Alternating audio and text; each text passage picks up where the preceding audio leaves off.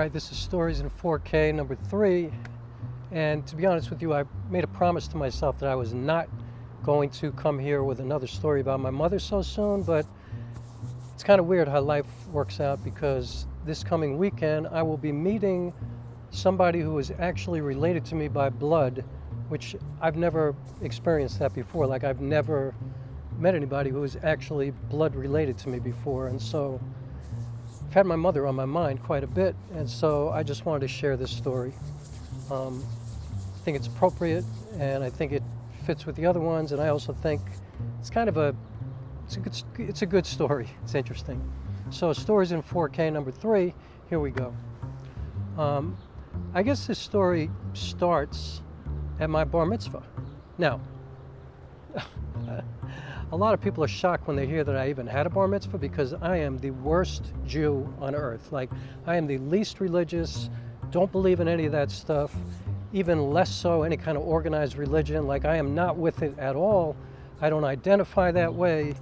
The only time I really feel Jewish is when people are anti-Semitic, and then suddenly I'm like Hasidic, if you're a racist or an anti-Semite or something like that, then that's fine. I'll stand up. But in my life, the way I live my life, I don't follow holidays. I don't really know anything about Jewish history.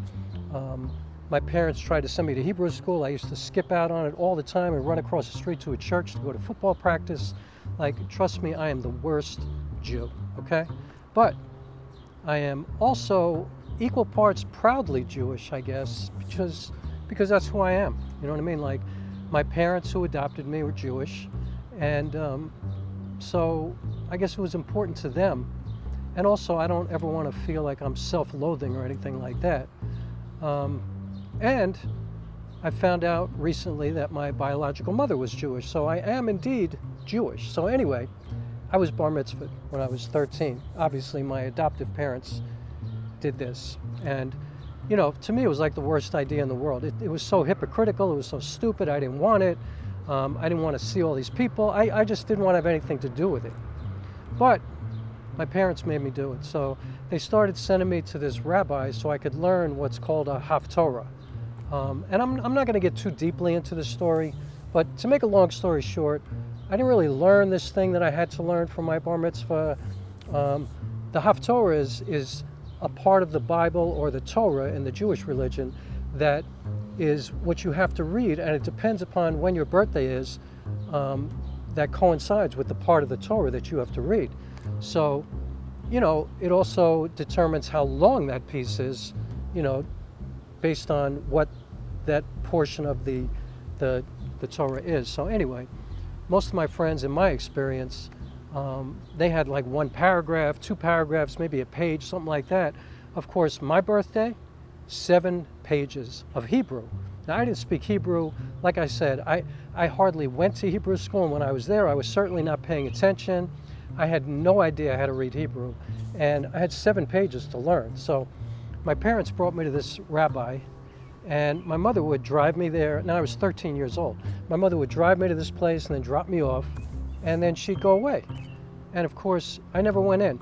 I just never went. And then I'd get back when 2 hours would go by, the amount of time he was supposed to be working with me. I would show up, my mother would pick me up and take me home. Well, I never showed up. A week before my bar mitzvah, my mother sends me to this, takes me to my lesson. But this time I decide to go in because I'm like, maybe I should learn this thing, So I go in, and the rabbi opens the door, and he's like, "Who are you?" And I told him who I was, and he like literally grabs my ear and pulls me in the door. And he calls my mother in front of me. He says, "Look, your son has never shown up. You have to postpone the bar mitzvah. He doesn't know anything. There's no way this can happen." And my mother was like, "Oh no, oh no." Like, first of all, I'll deal with the fact that he hasn't shown up. That's my responsibility. But my husband will kill you and him if there's no bar mitzvah. So just make it happen. Whatever you have to do, just help him out. Figure it out. So what this guy did was he recorded on a cassette, because yes, I'm that old.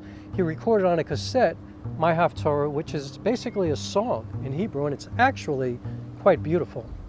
So anyway, he recorded it for me, and he said, "Just learn as much of this as you can, and good luck with that." So my mother picked me up, and for that week, I studied what was on that tape. and I memorized as much as I could. And the rabbi actually had a beautiful singing voice, and I kind of was into it, you know, so I learned as much as I could by memory. And when my bar mitzvah came, I sang the first, well, actually what I did too is I timed it. So I had the exact amount of time that the Haftorah took to sing, which was, you know, I don't know, 8 minutes or something like that, 6 minutes, whatever it was, I don't remember.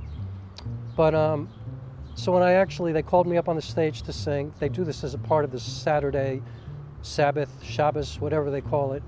I walked up on the stage, they opened up the Torah, it's a big deal, I'm becoming a man in the Jewish tradition or whatever. I sang the first, I don't know, 35 seconds that I had memorized, and then I just made it up. Like I literally made up words. I just like created some kind of weird language of my own that was not English, and I sang, you know, I kind of made up a song based on the melody of the first 35 or 40 seconds, and I just sang, and I could sing. And my mother didn't speak Hebrew, and 99% of the people in that synagogue didn't speak Hebrew, and so I did a pretty good job, and people actually applauded for me when it was over. But my father spoke Hebrew, and he was standing there he was sitting in his seat looking at me with his mouth open, as were the rabbi and the cantor, you know, the people facilitating this congregation. And so I got through it. It was a sham. It was probably a sin. Afterwards, though, the cantor walked up to my father. Now, the cantor is the guy who sings during the ceremony. You know, now I'm talking like I know what I'm talking about because I never went to synagogue. But the cantor is the guy who sings while the rabbi speaks during the ceremony. So anyway, the cantor at this particular synagogue in Spring Valley, New York, actually sang with the New York Metropolitan Opera. He was a great singer. His name was Cantor Rosenzweig. And he was a really nice guy. And afterwards, he walked up to my father and he said, you know, your son has a beautiful singing voice. I would love to include him as part of our choir, like maybe start a choir around him. My father was like, you know what? He's never been here before.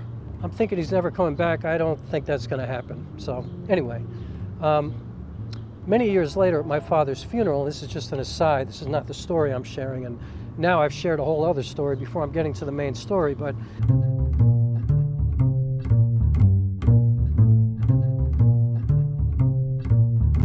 years later at my father's funeral, the cantor who presided over my father's funeral years later, which was, I just said years later like 3 times, but I guess it was 13, 23, 17 years later. My father died very young. The cantor told my mother that I had never gone to Hebrew school, that he used to see me come into the school, sit in class for a few minutes, leave early, climb out a window, and run across the street to this church where my sandlot football team used to practice, and I used to go across the street to football practice. And my mother never knew that, and the cantor told my mother that story at my father's funeral, and they had a big laugh, and it was pretty funny. But so I want to get to my mother's story, and this is the story that I want to share with you.